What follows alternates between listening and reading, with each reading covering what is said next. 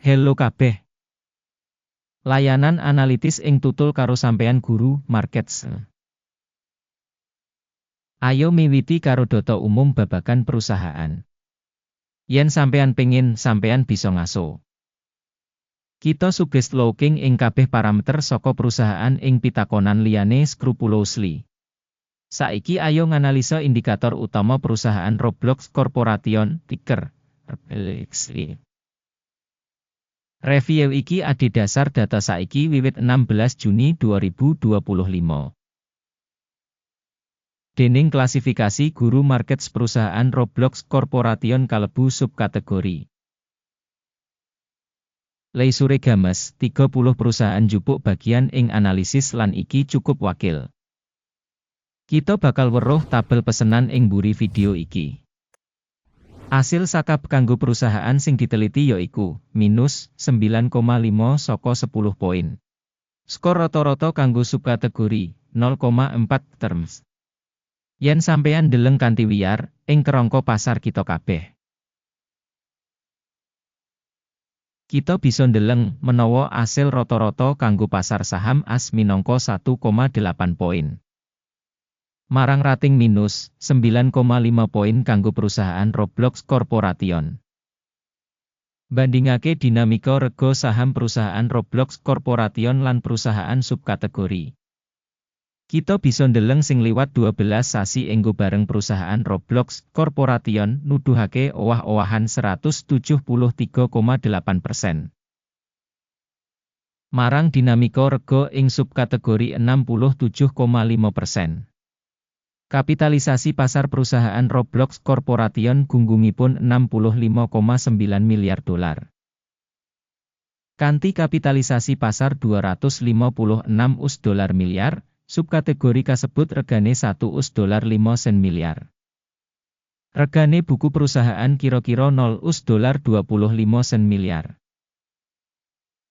Kanthi kapitalisasi neraca 37 US dolar miliar, subkategori kasebut regane 1 US dolar 5 sen miliar. Sawise bandingake saham bursa saham lan nilai buku, kita bakal weruh ing ngisor iki. Nuduhake Roblox Corporation ing subkategori nalika netepake kapitalisasi pasar, yaiku 25,696%. Kapitalisasi nilai buku yaiku 0,687%.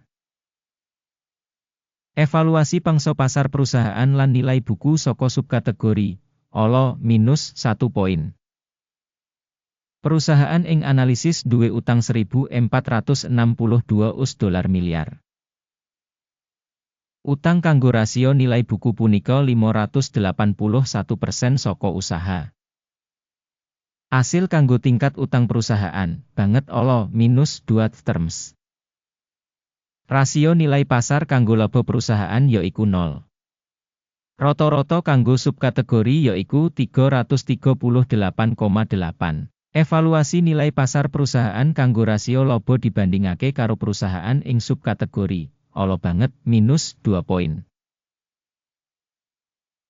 Media WI kanggo pungkasan 12 sasi minus 880 US dolar mayuta-yuta.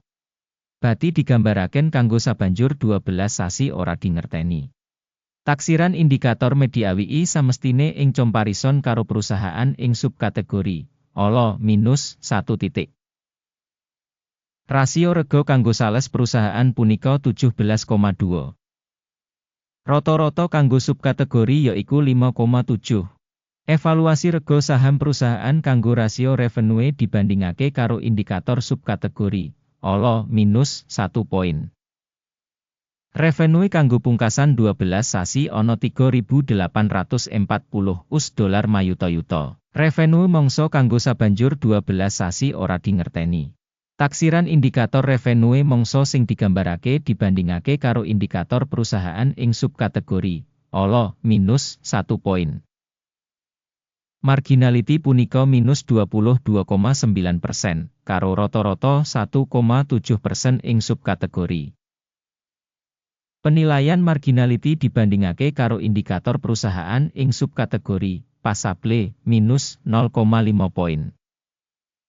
Bagian perusahaan ing jumlah karyawan ing subkategori punika 3,175%. Iki 709% kurang saka nuduhake kapitalisasi pasar. Jumlah ibu kutha saben karyawan perusahaan padha karo $26.641.000. Lan ing subkategori ana $3.292.000. Taksiran jumlah ibu kutha saben pegawe ing comparison karo pratandha perusahaan ing subkategori passable 0 terms. Jumlah bati saben karyawan minus $355,600. Rata-rata ing subkategori punika $9.07.000.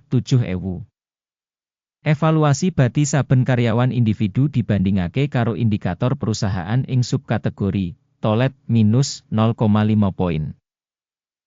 Revenue perusahaan saben pegawe individu $1.55.000. Ing subkategori $576.000.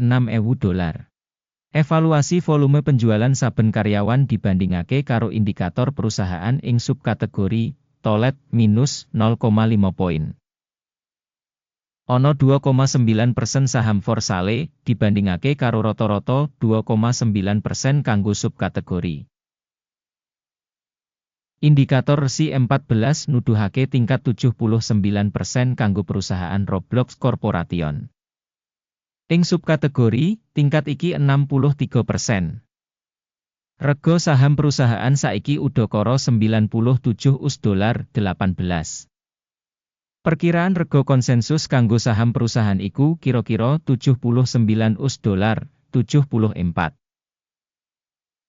Ayo ndeleng tabel pesenan sing kasedya kanggo sampeyan, link kasebut ana ing komentar sing dipasang. Tabel pesenan ngemot kabeh pancasan ditampa publikly informasi evaluasi simpenan lan sistem referensi mangsa iki. Guru Markets. Akses menyang meja supaya free lan buka, link ing komentar pinnet. Adhedhasar analisis sekuritase perusahaan Roblox Corporation.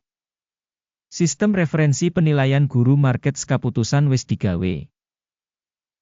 Bisa didol kanggo $97.17 US.